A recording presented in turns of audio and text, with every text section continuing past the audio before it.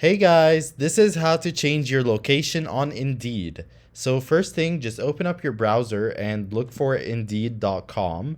Then you need to sign into your profile. And once you're signed in, if you look at the top right corner, you're going to find this person icon. Just click on it. And in the drop down menu, just click on profile. Then you're going to find your personal information at the top here. So just click on this arrow next to him. And then scroll down till you find location. And then next to the country, you're going to find a change button. Just click on that. And let's say I want to change this from Egypt to Saudi Arabia, for example. So I'll just click on this arrow. Then I'll scroll down till I find Saudi Arabia. So it's going to be in the S's. Let's see. Saudi Arabia. Here we go. And let's change the city as well. So Jeddah.